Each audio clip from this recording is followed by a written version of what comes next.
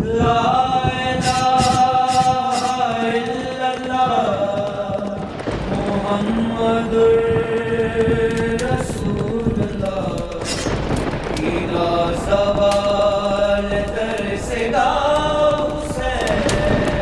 حسین ہے۔ بسم اللہ الرحمن الرحیم، الحمدللہ رب العالمین والعاقبۃ للمتقین والصلاۃ والسلام علی سید الانبیاء والمرسلین وعلی آلہ وصحابہ اجمعین، اما بعد فاعوذ باللہ من الشیطان الرجیم، بسم اللہ الرحمن الرحیم۔ قال اللہ تعالی فی القرآن المجید وَلَنَبْلُوَنَّكُمْ بِالشَّيْءِ مِنَ الْخَوْفِ وَالْجُوعِ وَنَقْصٍ مِنَ الْأَمْوَالِ وَالْأَنفُسِ وَالثَّمَرَاتِ وَبَشِّرِ الصَّابِرِينَ۔ صدق اللہ العظیم۔ اللہم صلی علی سیدنا و مولانا محمد النبی الأمی وعلی آلہ وسلم تسلیما۔ شاہ است حسین بادشاہ است حسین، دین است حسین، دین پناہ است حسین، سرداد نداد در دست یزید، حقہ کے بنا لا الہ است حسین۔ تمام تعریفیں اللہ رب العزت جل جلالہ کی، جو پوری کائنات کا خالق و مالک ہے، زندگی دینے والا، موت دینے والا، رحمان رحیم اور ہماری شارک سے زیادہ قریب ہے۔ کروڑوں ہزاروں درود نبی محترم صلی اللہ علیہ وآلہ وسلم کی پاک ذات پر، جو رحمت للعالمین ہیں، خاتم النبیین ہیں اور ہماری جانوں پر ہم سے زیادہ حق رکھتے ہیں۔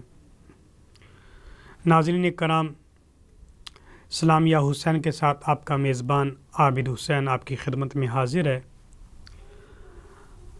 اللہ رب العزت جل جلالہ نے بعض مقامات پر آزمائش کا ذکر کیا ہے، اور یہ اللہ رب العزت کی پاکیزہ عادت ہے کہ جس کو جتنا مقام دیا جاتا ہے، جس کو جتنی عزت دی جاتی ہے، جس کو جتنا مرتبہ دیا جاتا ہے، جس کو جتنا عہدہ دیا جاتا ہے، اللہ تبارک و تعالیٰ اسی حساب سے آزمائش بھی لیتا ہے، امتحان بھی لیتا ہے۔ قرآن مجید فرقان حمید کے اندر اللہ رب العزت جل جلالہ نے ارشاد فرمایا وَلَنَبْلُوَنَّكُمْ بِالشَّيْءٍ مِّنَ الْخَوْفِ وَالْجُوعِ وَنَقْصٍ مِّنَ الْأَمْوَالِ وَالْأَنفُسِ وَالثَّمَرَاتِ وَبَشِّرِ الصَّابِرِينَ، اور ہم تمہیں ضرور آزمائش میں ڈالیں گے، یعنی امتحان لیں گے۔ کسی بھی چیز سے امتحان لیا جا سکتا ہے۔ من الخوف، خوف کے ذریعے سے امتحان لیا جا سکتا ہے، بھوک کی وجہ سے بھی امتحان ہو سکتا ہے، وہ اموال کی کمی سے بھی ہو سکتا ہے، یعنی اللہ تبارک و تعالیٰ آپ کو مال و متاع سے کمزور رکھے معاشی لحاظ سے، اور پھلوں کی کمی سے بھی آزمائش ہو سکتی ہے۔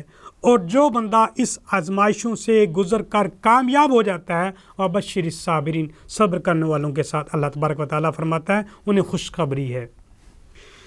اللہ رب العزت جل جلالہ کی جیسا کہ عادت ہے کہ ہر منصب کے حساب سے ان کو آزمائش میں ڈالا جاتا ہے، تو نبی اکرم نور مجسم شفیع المعظم صلی اللہ علیہ وآلہ وسلم نے فرمایا ہے کہ سب سے زیادہ سخت امتحانات اللہ تعالیٰ انبیاء سے لیتا ہے، کیونکہ ان کے سر پر نبوت کا تاج ہوتا ہے، تو جتنا بڑا منصب ہے اسی حساب سے ان سے آزمائش ہوتی ہے۔ اگر ہم نبیوں کی سیرت کا مطالعہ کریں یا تاریخ کا مطالعہ کریں تو ہمیں یہ چیز واضح طور پہ ملتی ہے، قرآن کا بھی مطالعہ کریں واضح طور پر ملتی ہے کہ انبیاء اکرام سے کیسی کیسی آزمائش لی گئی۔ جیسے کہ حضرت ابراہیم علیہ السلام کو دیکھیں، آپ کی سب سے بڑی آزمائش وہ یہ تھی کہ نمرود نے آپ کے لیے آگ جلائی، آپ کو جلانے کے لیے، آپ کو ختم کرنے کے لیے۔ آپ منجنیق پر بیٹھے ہوئے ہیں، فرشتہ آتا ہے، کہتا ہے کہ آپ اگر اجازت دیں تو میں بارش برساتا ہوں اور ساری کی ساری آگ بجھ جائے گی۔ آپ فرماتے ہیں کہ مجھے تیری ضرورت نہیں، جو امتحان لے رہا ہے، جو میری آزمائش لے رہا ہے وہ مجھے دیکھ رہا ہے۔ دوسرا فرشتہ آتا ہے، کہتا ہے کہ اگر آپ اجازت دیں تو میں ہوا چلاؤں، ایسی ہوا چلاؤں ساری آگ نمرودیوں کے اوپر گر جائے اور سارے راکھ ہو جائے۔ آپ نے فرمایا جو امتحان لے رہا ہے نا وہ مجھے دیکھ رہا ہے، مجھے تمہاری بھی ضرورت نہیں ہے۔ تو یہ امتحان تھا پہلا، پھر اللہ تبارک و تعالیٰ نے اس آگ کو گلزار کیا۔ دوسرا امتحان تھا جب اپنے اہل خانہ کو ایسی جگہ چھوڑ آنا جہاں صحرا ہے، ریگستان ہے، نہ سایہ ہے، نہ ہمسایہ ہے، نہ پانی ہے، نہ خوراک ہے، نہ کوئی انسان ہے، نہ کوئی آبادی ہے، ریگستان خالی بند جگہ، وہاں پہ چھوڑ کے آگے. یہ دوسری آزمائش تھی. تیسری آزمائش اپنے بیٹے، محبوب بیٹے جو دعائیں مانگ مانگ کر اللہ سے لیا ہو، دعائیں مانگ مانگ سے لیا ہو، اس کے بارے کہا کہ اس کو ذبح کر دو، اپنی محبت کو اللہ کی محبت میں ذبح کر دو. یہ تیسری آزمائش تھی. پھر انہوں نے کامیابی حاصل کی تو اللہ تبارک و تعالیٰ نے بھی ان کو کامیاب ترین قرار دیا. یعنی جتنا منصب ہے، جتنا عہدہ دیا ہے، جو نبوت کا تاج پہنایا تھا، اسی حساب سے ان کو آزمایا بھی ہے، آزمائش میں بھی ڈالا ہے. اسی طرح اگر دیکھیں حضرت یوسف علیہ السلام، یہ بہت ہی پیارے رسول ہیں. ایک دن خواب دیکھ بیٹھے اور اپنے باپ کو بتایا. باپ نے کہا کہ اپنے بھائیوں کو نہیں بتانا کیونکہ خاصا دی گل آماں وچ نہیں مناسب کرنی. تو آپ نے باتوں میں بات کر دی. پھر بھائیوں نے ان کو کنویں میں پھینکا، پھر بیچ دیا، پھر مصر میں گئے. اتنا غم، اتنی آزمائش، پھر اس کے بعد قید میں آئے، پھر آزمائش. تو یہ ساری آزمائشوں کرنے کے بعد پھر باپ سے جدا، بھائیوں سے جدا، اپنے والدہ سے جدا، اپنے بھائی، سگے بھائی سے جدا، آزمائش پہ آزمائش. پھر اللہ تبارک و تعالیٰ نے وہ مقام بھی دیا جہاں پہ آپ کو سلطنت ملی. پھر 40 سال تقریباً بعد حضرت یعقوب علیہ السلام اور آپ کی ملاقات ہوتی ہے، اور وہ ملاقات بھی یہ محرم الحرام کے عاشوراء کے دن میں ہوتی ہے. تو یہ آزمائش ہوتی ہے. یعنی جتنا بڑا بندہ اسی حساب سے ان سے آزمائش. اسی طرح دیکھیں حضرت ایوب علیہ السلام ہے، ان سے آزمائش ہوئی. اللہ تعالیٰ نے ان کی معیشت انتہائی بڑی رکھی ہوئی تھی. آپ کے پاس ہزاروں ریوڑ تھے، بکریاں تھیں، اونٹ تھے، گائے تھی. اس کے علاوہ آپ کو باغات سے بہت سارا نوازا تھا. معیشت آپ کی بہت مضبوط تھی. آپ کے بیٹے بھی کثیر تعداد کے ساتھ تھے، آپ کی ازواج بھی کثیر تعداد میں تھی. ایک دفعہ آپ ممبر پہ بیٹھے ہوئے ہیں، آپ سپیچ کر رہی ہیں، خطابت کر رہی ہیں، توحید بیان کر رہے ہیں. ایک بندہ بھاگا ہوا آیا، کہا کہ آپ کا ریوڑ ایک سیلاب آیا ہے، اور اتنا تیز سیلاب آیا ہے، سارا کا سارا ریوڑ وہ ہے پانی کے اندر بہاؤ میں چلا گیا ہے. آپ نے خاموشی اختیار کی، صبر کیا اور الحمدللہ پڑھا. ایک اور شخص آیا، ابھی اتنا وقت گزرا نہیں تھا، ایک اور آیا، کہنے لگا کہ تیز ہوا کا جو جھونکا آیا ہے، آندھی آئی ہے، سارا کا سارا باغ آپ کا اجڑ گیا ہے. آپ نے خاموشی اختیار کی، صبر کیا، الحمدللہ پڑھا. ابھی وقت اتنا نہیں گزرا کہ تھوڑا سا چلو وقت دے دیں، 6 مہینے کا ٹائم دے دیں، پھر اس کے بعد آزماتے ہیں. نہیں، ایک ہی وقت میں سب کچھ ہو رہا ہے. ایک اور شخص آیا کہ آپ کے بچوں کو جو ہے وہ بھی شہید ہو گئے ہیں. آپ پھر خاموش ہوئے. یہاں تک کہ آپ کو بیماری لگی، آپ بیمار ہو گئے، پورا جسم جو ہے وہ بیماری میں مبتلا ہو گیا. آپ خاموش رہے. لوگوں نے بے وفائی کر دی، آپ کو چھوڑ دیا، آپ اکیلے ہو گئے، کوئی بھی ساتھ دینے والا نہ تھا. یہاں تک کہ وہ زبان کی لکنت کا سبب بنا. اللہ کی بارگاہ میں عرض کی، یا اللہ میرے مویشی بھی تو نے لے لیے، میری معیشت بھی خراب ہو گئی، میرے بچے بھی شہید ہو گئے، سب کچھ ہو گیا، میرے جسم کا ہر حصہ جو ہے وہ تکلیف میں چلا گیا، لیکن زبان کو صحیح کر دے تاکہ تیرا نام تو لیتا رہوں. تو یہ آزمائش تھی، اور اس آزمائش کے اوپر انبیاء کرام پورا اترتے رہے. اگر ہم دیکھیں اپنے نبی اکرم نور مجسم شفیع المعظم کی زندگی کو، تو وہ بھی آزمائش سے خالی نہیں ہے. آپ صلی اللہ علیہ وسلم ابھی ماں کے پیٹ میں ہوتے ہیں تو آپ کے والد محترم دنیا سے رخصت ہو جاتے ہیں. آپ در یتیم پیدا ہوتے ہیں. ابھی آپ کی عمر 6 ماہ ہوتی ہے، صرف 6 ماہ ہوتی ہے، تو والدہ کا بھی انتقال ہو جاتا ہے ابوا کے مقام پر. چھوٹے چھوٹے ہاتھوں سے، 6 سال کے بچہ کتنا بڑا ہوگا، چھوٹے چھوٹے ہاتھوں سے پتھروں سے وہ قبر بناتے ہیں، اور اپنی آنکھوں کے آنسوؤں سے چھڑکاؤ کرتے ہیں. جب تک قبر نظر آتی ہے آپ روتے جاتے ہیں. ابھی نیچے اترتے ہیں، ام ایمن فرماتی ہیں نبی اکرم صلی اللہ علیہ وسلم نیچے اترتے ہیں، پھر دوبارہ بھاگ کے جاتے ہیں، اپنی والدہ کی طرف چلے جاتے ہیں. تو یہ 6 سال کی عمر میں پھر حضرت ام ایمن نے آپ کو دادا جی کے سپرد کیا. آپ نے بھی بڑا ہی پیار کیا، بڑی محبت کی. اپنی مسند پہ بٹھایا کرتے تھے، کسی کو ضرورت نہیں ہوتی تھی وہاں پہ بیٹھنے کی، لیکن رسول اللہ بیٹھ جایا کرتے تھے. 2 سال نہیں گزرے تھے، 8 سال کی عمر میں یہ بھی رخصت ہو گئے. یہ ابھی غم کی کہانیاں ختم نہیں ہوئی، آزمائشیں ختم نہیں ہوئیں. یعنی کہ 8 سال کی عمر میں نہ دادا ہے، نہ والد ہے، نہ والدہ ہے.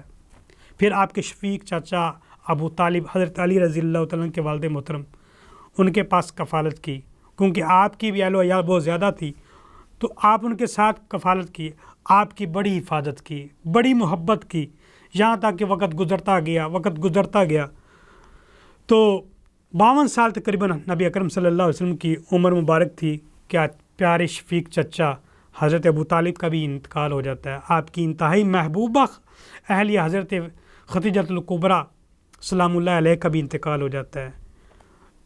تو آپ ابھی غم کی کہانی ختم نہیں ہوئی تھی اور غم لگ گیا۔ کفار مکہ آپ کو تکلیف دے رہے ہیں، آپ کو کبھی آپ کے اوپر اوجڑیاں پھینکتی ہیں، کبھی گلے میں رسی ڈال کے تاؤ دیتے ہیں، آپ کا جو ہے گلا، آپ کا سانس پھول جاتا ہے۔ پھر آپ وہاں سے نکل کر طائف کی طرف جاتے ہیں، ان کو تبلیغ کرتے ہیں، چلو یہ کچھ پڑھے لکھے ہیں، کچھ سمجھدار ہوں گے۔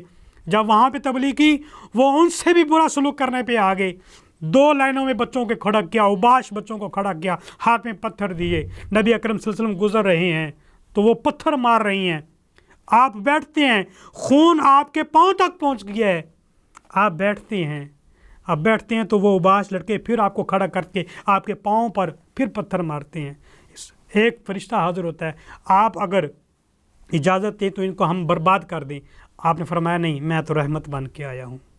آپ نے کہا نہیں، مجھے ان سے گیلا نہیں، آنے والی نسل ہو سکتی ہے کہ وہ میرے دین پہ چلنے والی ہو۔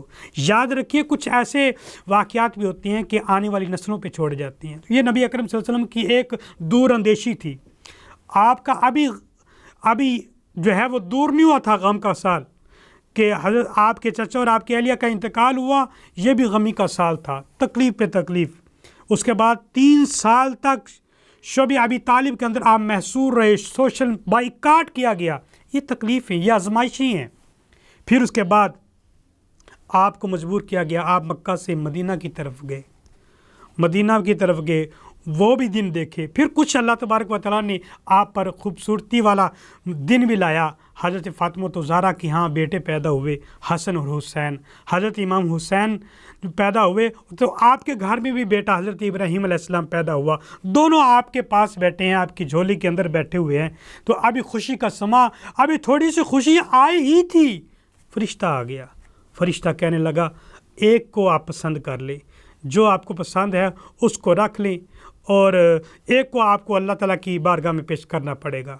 آپ کو پتہ ہے کہ باپ کو بیٹی سے ویسی بڑی محبت ہوتی ہے، بیٹی کی تکلیف دیکھی ہی نہیں جاتی ہے۔ آپ نے اپنے بیٹے کی قربانی دی، حضرت امام حسین کو آپ نے رکھ لیا، اور آپ نے انتہائی زیادہ محبت فرمائی حضرت امام حسین علیہ السلام۔ کبھی آپ کی زبان چوستے جیسے کھجور چوسی جاتی ہے، کبھی فرماتے الحسین منی وانا من الحسین، میں حسین سے ہوں اور حسین مجھ سے ہے۔ کبھی آپ کندھوں پہ سوار کر کے آپ گلیوں میں گھومتے پھرتے، کہتے دیکھو میرا حسین کتنا پیارا لگ رہا ہے، کتنا خوش لگ رہا ہے۔ کبھی حضرت امام حسین علیہ السلام کو آپ کاندھوں پہ بھی اٹھاتے، کبھی پیشانی کو چومتے، کبھی ہونٹوں کو چومتے، کبھی گلے کے چومتے، کہا میرے حسین جیسا کوئی بھی نہیں ہے۔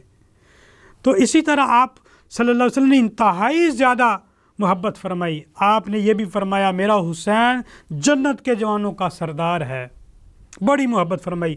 ابھی یہ محبت کی داستان چل رہی تھی، کچھ خوشیاں آئی ہی تھی، ایک فرشتہ حاضر ہوا، عرض کی یا رسول اللہ یہ جو حضرت امام حسین علیہ السلام ہیں یہ شہید ہو جائیں گے، آپ کی امت ہی ان کو شہید کر دے گی۔ ایک ڈبیا کے اندر مٹی لے کے آئی، کہا یہ وہ اس سرزمین کی مٹی ہے جہاں پہ آپ کے بیٹے کو شہید کیا جائے گا، اور وہ خون کا رنگ بدل دے گی تو سمجھیے گا کہ آپ کے بیٹے شہید ہو گئے ہیں۔ تو یہ بچپن میں ہی حضرت امام حسین علیہ السلام کو شہادت کی خبر دی جا چکی تھی۔ یہ لوگ کہتے ہیں کہ یہ حادثاتی معاملہ تھا، یا یہ کوئی سیاسی معاملہ تھا، یا 2 شہزادوں کی لڑائی، نہیں ایسی بات نہیں۔ باقاعدہ حضرت امام حسین علیہ السلام کی اس معاملے تربیت کی گئی ہے۔ حضرت امام حسین نبی اکرم صلی اللہ علیہ وسلم کے ساتھ ہیں، مدینہ میں مال غنیمت اکٹھا ہوا ہے اور کھجوروں کا ڈھیر لگا ہوا ہے۔ حضرت امام حسین نے کھجور کھا لی، آپ نے صلی اللہ علیہ وسلم نے انگلی ڈال کر نکالی، کہا کہ ہمارے اوپر صدقہ حرام ہے، یہ ہمارے لیے نہیں ہے۔ یہ تربیت دی گئی ہے، اور حضرت علی رضی اللہ عنہ خود فرماتے ہیں 3 دن لگاتار بھوکے رہتے تھے۔ نبی اکرم صلی اللہ علیہ وسلم کا وہ واقعہ ہر ایک کو یاد ہے کہ آپ 3 دن لگاتار بھوکے تھے، پیٹ پہ پتھر باندھے ہوئے تھے، اور جو ہے ہر اتنی تنگی کے اندر تھے۔ تو آپ کے ایک بڑے پیارے صحابی حضرت جابر رضی اللہ تعالیٰ عنہ نے ایک بکری کا بچہ ان کے گھر میں موجود تھا، دیکھا حضور نے پتھر باندھے ہوئے ہیں، تو آپ نے وہ ذبح کیا، حضور کو دعوت دی، گھر بلایا، گوشت پکا کے آپ کے آگے رکھا، آپ نے ایک روٹی لی، کچھ بوٹیاں اس کے اندر ڈالی اور غلام کو کہا جہاں میرے گھر میں دیکھ کیا فاطمہ پتہ نہیں کتنے دن سے بھوکی بیٹھی ہے، فاطمہ تو ذرا کتنے گھر۔ تو یہ تربیت تو رسول اللہ صلی اللہ علیہ وسلم نے بچپن میں ہی بتا دی تھی کہ وہ ابھی سے پیاسا، ابھی سے بھوکے اور ابھی سے تکلیف، حالانکہ ان کو ضرورت نہیں تھی، لاکھوں کروڑوں ایک حکم کرتے تو اللہ تبارک و تعالیٰ کوہ طور کو بھی سونے کا بنا کے ان کو دے دیتا۔ یہ اختیاری فقر تھا، اختیاری فقر تھا، اگر چاہتے تو ہو سکتا تھا، لیکن اللہ تبارک و تعالیٰ نے امتحان بڑا لینا، کیونکہ مقام بڑا ہے، مقام بڑا ہے، جنت کے جوانوں کا سردار اور والدہ جنت کی خواتین کی سردارنی، اتنا بڑا مقام، اتنا بڑا مرتبہ، تو آپ جو ہے حضور پاک صلی اللہ علیہ وسلم نے آپ کو بڑا مرتبہ دیا۔ ابھی غمی کا اب آزمائش میں ڈالا گیا، 60 ہجری ہوتی ہے اور یزید تخت نشین ہوتا ہے، اور وہ خط لکھتا ہے۔ وہ خط کیا لکھتا ہے؟ ولید بن عتبہ کو خط لکھتا ہے کہ امام حسین کو بلاؤ اور بیعت پہ راضی کرو، یا پھر اس کو گرفتار کر کے میرے پاس لے کے آؤ۔ اب آزمائش شروع ہو چکی ہے۔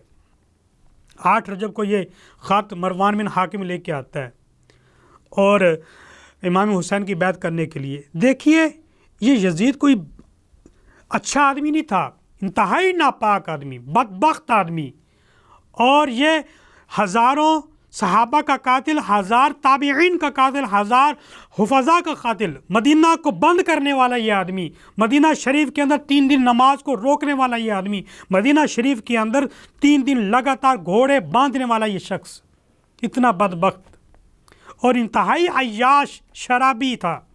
ایک دفعہ جو ہے روایت ملتی ہے کہ خانہ کعبہ میں یہ موجود تھا، شراب پی رہا تھا، حضرت امام حسین پاس سے گزرے تو آگے سے حضرت امام حسین کو کہتا ہے کہ نمازیوں کے لیے خرابی ہے، شرابیوں کے لیے خرابی تو نہیں۔ آپ نے استغفر اللہ کرتے ہوئے چلے گئے۔ ایسا شخص آدمی جو خانہ کعبہ کی، اور حضرت عبداللہ بن زبیر فرماتے ہیں ہمیں خوف تھا اس کی وجہ سے کہیں پتھر ہی نہ برسنا شروع ہو جائے، اتنا بدبخت انسان تھا یہ۔ تو یہ ان کے لیے ولید بن عقبہ نے جب یہ خط دیکھا تو امام حسین کو بلانے کے لیے بھیج دیا۔ حضرت عبداللہ بن عمر، حضرت عبداللہ بن عمر اور حضرت عبداللہ بن زبیر یا عبداللہ بن عباس یہ بھی پاس بیٹھے ہوئے تھے۔ حضرت امام حسین علیہ السلام جب یہ آواز ملی کہ گورنر بلا رہا ہے ولید بن عقبہ، تو آپ نے کہا کہ ولید نے کبھی رات کو کسی کو بلایا نہیں، لگتا خیریت نہیں ہے، اس وقت کا حاکم دنیا سے رخصت ہو گیا اور یزید تخت نشین ہو گیا ہے، لگتا ہے یہ بیعت کے لیے بلا رہے ہوں گے، کیونکہ یہ 5 شخص تھے جنہوں نے شروع سے ہی بیعت نہیں کی، نہ زمانہ معاویہ کے میں کی ہے اور نہ یزید کی بیعت کی ہے۔ 5 شخص، جس میں حضرت عبد الرحمن بن ابی بکر، ابو بکر کے صدیق کے بیٹے، دوسرے حضرت عبداللہ بن عمر، تیسرے عبداللہ بن عباس، چوتھے عبداللہ بن زبیر، اور 5ویں جو ہے حسین بن علی یعنی حضرت امام حسین علیہ السلام۔ انہوں نے 5 نے شروع سے ہی بیعت نہیں کی تھی۔ اب یزید تخت نشین ہوا اور آپ کو بلایا۔ اس صورتحال کے پیش نظر بہت سارے معاملے ہوئے، تو آپ نے اس وقت مدینہ چھوڑا۔ مدینہ چھوڑنا آسان تو نہیں ہے، اپنا گھر چھوڑ کے جانا۔ آج ایک چھوٹا سا آدمی ہو جس کا آبائی گاؤں ہو، اس کو چھوڑ کے کسی اور جگہ جانا ہو نا، تو وہ بھی اس کا بھی دل رونا شروع ہو جاتا ہے کہ اپنی سرزمین کو چھوڑنا کتنا مشکل ہوتا ہے۔ تو ایسی صورتحال کے پیش نظر آپ نے مدینہ چھوڑا، مکہ کی طرف گئے، مکہ چھوڑ کر آپ کربلا کی طرف گئے، اور وہاں پہ حور نے جو ہے کچھ سپاہیوں کے ساتھ، یا بعض کہا کہ 1000 سپاہی یا 10,000 سپاہیوں کے ساتھ آپ کا استقبال کیا اور آپ کو روکا، اور آپ کو مشورہ بھی دیا کہ آپ شام کی طرف چلے جائیں یا دمشق کی طرف چلے جائیں۔ بہرحال یہ مفاہمت ہوتی رہی، اور 9 محرم الحرام تک یہ مفاہمت ہوتی رہی۔ ابن زیاد نے آ کر یہ اعلان کیا یا بیعت یا جنگ کی جائے۔ تو دیکھیے یہ آزمائش پہ آزمائش آتی گئی، مکہ چھوڑنا، مدینہ چھوڑنا یہ بڑی آزمائش تھی، بہت بڑی آزمائش. اپنے نانا کے علاقے کو، اس سرزمین کو جہاں پہ بچپن گزرا ہو، بہت بڑی آزمائش تھی. پھر پوری فیملی کے ساتھ کربلا کے مقام پہ جانا، پھر 3 دن لگاتار پیاسا رہنا، بھوکا رہنا، تکلیف برداشت کرنا. وہ فرشتوں نے کہا تھا نا، جب اللہ تبارک و تعالیٰ نے حکم فرمایا تھا کہ وَإِذْ قَالَ رَبُّكَ لِلْمَلَائِكَةِ إِنِّي جَاعِلٌ فِي الْأَرْضِ خَلِيفَةً، کہ اے فرشتوں میں بنانے لگا ہوں آدم علیہ السلام کو اپنا نائب، اپنا خلیفہ. آگے سے فرشتوں نے کیا کہا تھا کہ اس کو نہ بنا، کہا تھا قَالُوا أَتَجْعَلُ فِيهَا مَن يُفْسِدُ فِيهَا وَيَسْفِكُ الدِّمَاءَ، یہ تو فساد کرے گا، خون ریزیاں کرے گا. جب یہ دیکھا کہ حضرت امام حسین اپنے بیٹوں کو ذبح کروا رہے ہیں، اپنے بھائیوں کو بھی ذبح کروا رہے ہیں، عباس علمدار کے بازوں کو اکٹھا کر کے ایک جگہ پہ اکٹھا بھی کر رہے ہیں، جب یہ فرشتوں کو دیکھا، اور اللہ تبارک و تعالیٰ نے اس وقت فرشتوں کو کہا، یہ تھی وہ تفسیر انی عالم ما لا تعلمون. میں کہتا تھا میرے بندے جو ہوں گے وہ مجھ کو کبھی چھوڑیں گے نہیں، قربانیاں دے دیں گے، سب کچھ قربان کر دیں گے، لیکن پھر بھی چھوڑیں گے نہیں. اور اس وقت حضرت امام حسین علیہ السلام نے جب علی اصغر کو تیر لگا اور خون ہاتھوں میں آیا تھا، آپ نے اچھال کے ایک جملہ بولا تھا، اے اللہ پروردگار، حسین نے سب کچھ قربان کر دیا، چھوٹی جان بھی قربان کر دی، بتا تو اب راضی بھی ہوا ہے کہ نہیں ہوا. اللہ تعالیٰ کی بارگاہ میں دعا ہے کہ اللہ تبارک و تعالیٰ ہمیں فلسفہ شہادت امام حسین کو سمجھنے کی توفیق عطا فرمائے. وآخر دعوانا ان الحمد للہ رب العالمین.